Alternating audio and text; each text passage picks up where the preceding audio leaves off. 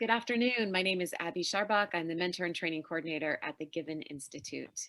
I am really excited to be here today with Tanya Guzman. She is an employment law attorney practicing in California.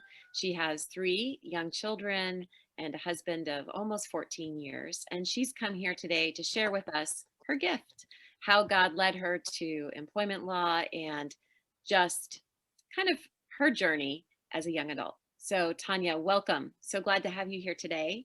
And Hi, Ab. hi. We'd love to hear a little bit about your story. How did you become a lawyer? What what led you to that? Sure. I was raised by two teachers, and I think advocacy and social justice work was kind of always in their discussion. What was important? What were the things to think about, and how to go about living your life, or what to prioritize. And so I went into law thinking I'd probably go into politics and or nonprofit work.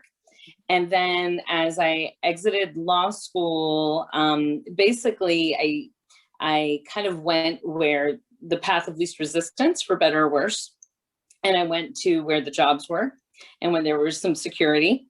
And that kind of led me to where I am now. But I'm very, very thankful for my job now. I actually work in-house for a company, and it's great work and it's interesting. And I'm able to have, I believe, a very decent work-life balance and spend a lot of time with my children.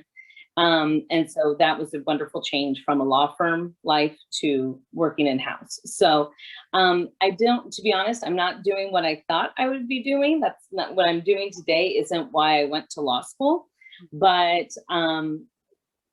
there's been several instances throughout the journey where I do know I am where God wants me right now. And, I always have an open prayer of, if I'm supposed to be somewhere else, please let me know. And he hasn't done that yet. So I think I'm able to serve not just my clients, but my coworkers, just even our adversaries, in a certain way, where I don't, I think I'm of use where I am in a positive way. And so even though it's not exactly the plan, I'm happy where I am. That's really neat. So you went to law school in order to, you thought, go into politics and advocacy. Is that right? Yes. And then you ended up taking this other route that enables you to have some work-life balance, but also some really meaningful and fulfilling work, it sounds like.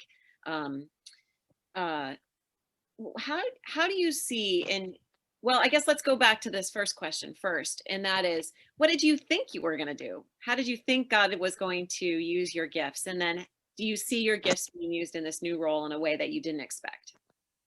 Yeah. I mean, I thought I would be, drafting policy or thinking about broader community issues and how to address them, and not focusing on specific cases. And really, I mean, what I do really impacts, obviously it impacts our company, but it impacts like the relationship between our company and individuals. And so, I mean, I thought it would be more broad scale. But, in complete fairness, it was about, came to, okay, building a life, supporting a family. And that's why I say when I took the road of least resistance, it was kind of following where there was a good lucrative opportunity. I mean, that's the complete truth, and not really thinking about, okay, where really not thinking about my gifts, really not thinking about where God was calling me to, being very practical. I mean, that was really what was motivating. It was being very practical and what makes the most sense for this time of life and looking into the future. And I don't regret that, because I think it's freed up those choices. While maybe not as interesting as I thought it would have been, it's freed up a lot of myself to be giving in other ways, to serve the church in other ways, not through my 9 to 5, not through my daily work. Although, like I said, I think in how I do my work and how I approach and how I work with colleagues and adversaries, I think I could be a witness in that. But I'm not working for the church. I'm not working for a ministry. Or even what I set out to do, maybe advocate for, what would be maybe not in a ministry per se, but advocating for people or for the benefits of people or the well-being of people outside of a church ministry. So it's not, what I expected. I really do mean it's kind of what I fell into. But I do enjoy it. And I do think my gifts are being used other ways. But I would say, I mean, maybe this is jumping ahead quite a bit, but if I were to go back to my 25-year-old self, I would very much be very clear about bringing God into the decisions and really asking, what does God want me to do? And really meditating that and contemplating that and just thinking about that. Because I'll be honest, that was not part of my journey. I went with what made sense practically, what made sense to, what would open up more opportunities, or what I saw as more opportunities, and not, God, I always practice my faith, Yep. but really integrating faith into, what God saw for me. I didn't ask that question. And that's something that I would suggest. And I'm sure anybody watching these, or anyone who's in part of your ministry, is already asking those questions. So keep asking those questions. I think those are the right questions. And so I've had to ask them later, like after having kids, knowing I was going to have kids. I've had to ask those questions later. Okay, so I'm not, I'm not full force in what I thought I was going to do. I'm not advocating for people in the way I thought I was. I'm not serving the church. So, in some ways it's forced me to focus more on the little things, like my day-to-day presence with my family, my colleagues, how I treat people. Like that's really become very paramount to me, because there's nothing to slap on my resume to say, oh, she's a witness and a disciple of Christ, and this is what she does. So it's caused me to really think very deliberately about that, because it's not just kind of the obvious what I do every day, but I have to bring it into what I do every day. So I know that probably goes several different directions, and I don't know if that answers your question, but no, I think what you're saying is really, really beautiful and also very timely. And the first thing I just want to say is that, I mean, the older that I get, the more I see that it doesn't really matter what we do on the day to day in terms of what the resume says, but how we do it.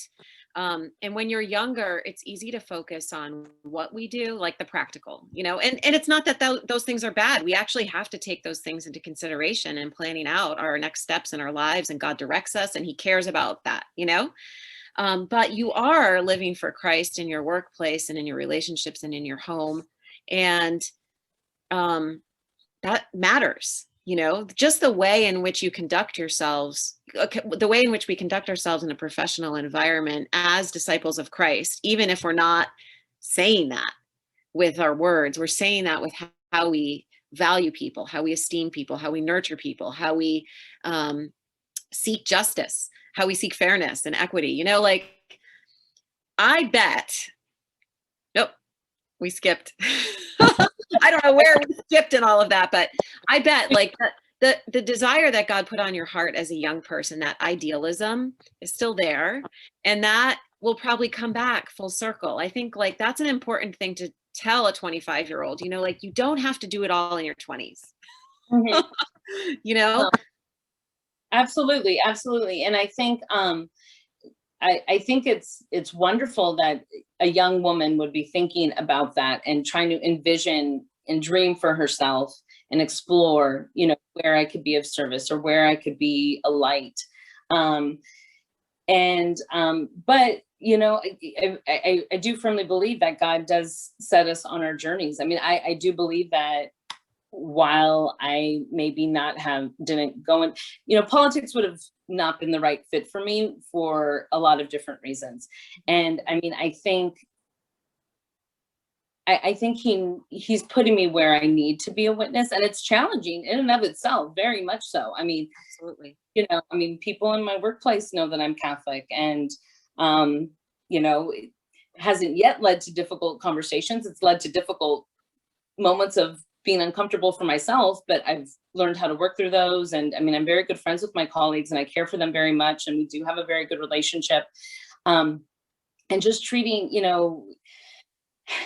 I work with people, when I say adversaries, of course, I mean other attorneys, but the people on the other side who feel that they've been wronged, Mhm. um, really trying to treat them with a lot of compassion and love. And Mm. I can't be their best friend. I won't be their best friend. I can't hug them. That would cross all sorts of, legal and ethical lines. I mean, I'm not saying that I could, hold someone's hand and become their therapist. Absolutely not. That's not my role. But even within my role, really seeing them as a human person, seeing that they are in pain, even though I may have a different perspective and it's my job to advocate a different position, but really seeing their experience as genuine to them in a place of pain. And again, I don't want to say, oh, bringing them healing, that I could do that. But through that process, definitely not making it more painful, definitely approaching them with understanding and love. I mean, in my line of work, it sounds really weird and out of place, but I do believe I'm able to do that and to be genuine and, be someone who maybe does just bring a little gentleness to the experience. And it's hard to see people struggle and in pain. I mean, and we've all had, whether it be family members, friends, coworkers. I mean, we all know people or have experienced ourselves hurt and rejection and feeling wronged. And it's hard to see people that they feel that way. Again, even though the position may be different and my job is to make arguments to the contrary, but to really acknowledge that and not make light of it and understand it. And again, just try to be a little bit more gentle in the process for them. So I'm not at least someone bringing on more hurt, just try to make amends and move forward for both parties. Um, so, uh, so it does cause a lot of intentionality and deliberation about, okay, well, how am I going to be truthful? Again, I'm not, I don't work in ministry, but okay, well, what ministries am I going to do with my family? How am I going to evangelize with those who I love and who God's put in my life? And I think it goes back to really remembering that whoever God has put in your life, he put in your life. Like that wasn't by a mistake. It wasn't a joke. It wasn't a coincidence. And there's been several instances where I'm like, nope, this is all by design. And God has called me to love in this instance.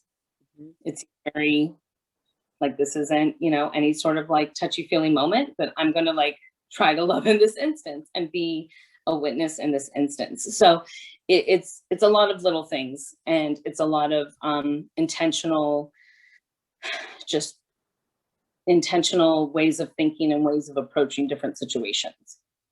Yeah, Tanya, you've already answered the question I was going to ask you next, which was about your exercise of the feminine genius in your particular vocation, your particular occupation. And you answered that so beautifully already, just in the way that you see the human person, even though you're in this more adversarial or contentious relationship, you see the other person, you see that the pain that they're in and the suffering that they're in, and you have compassion for them, Mhm, empathy.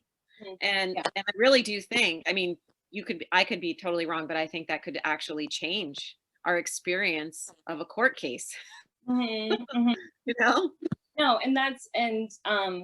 yeah, I think yeah, I think the little difference that it could make, it's worth it. Yeah. Saying it's turning someone's life around or anything like that, but whatever it is worth, and God's going to determine whatever it's worth, and he's going to do whatever he's going to do with that. But I think just having that frame of mind and really being deliberate in that, for me, it injects like the worth and my faith in what I do. Yeah, that's really beautiful. Tanya, thank you so much for sharing a little bit of your heart with us today. I think you've given us a lot to think about in terms of being a faithful Catholic in a secular workplace, and also how we can bring Christ into our discernment as we're setting out as young women. So thank you for sharing all that. We look forward to hearing more from you soon.